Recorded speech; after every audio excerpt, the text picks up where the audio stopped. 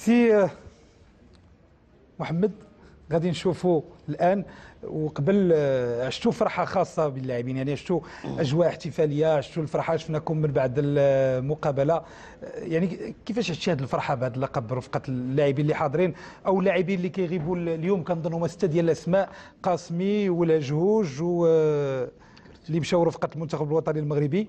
عندنا الاولمبي نعم بالفعل، والاسماء ديالهم لجوج وقاسمي والكرتي وبن عاشور وحسوني ومصباحي او الونسو كيف ما سماه طوشاك. فكيفاش شفتوا الفرحه ديال هذا اللقب؟ بدايه الموسم حنا كنستناو هذه الفرحه، الحمد لله تذكر لنا هذا الشيء هذا. الامنيه ديال اي لاعب في البطوله الوطنيه يحرز على لقب، وهذا اللقب اللي غالي علينا حنا كاملين حنا كلاعبين. الحمد لله يعني كانت الفرحه، يعني كي بدينا في بدايه الموسم يعني كل الظروف كانت ملائمه الحمد لله. يعني من بدايه الموسم كما سبق لي قلت لك كانت شخصيه ديال البطل، وتزكى لنا هذا الشيء هذا في الاخر.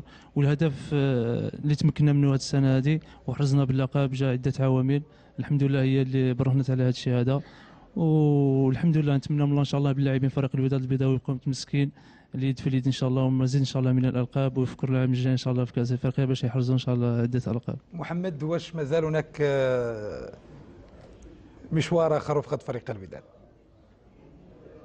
فهاد الساعه أنا فريق الوداد البيضاوي نعم كما كيقولوا لا يعلم ما في الغيب الا الله سبحانه وتعالى. نعم ونتمنوا من الله الخير ان شاء الله. ان شاء الله غادي نمشيو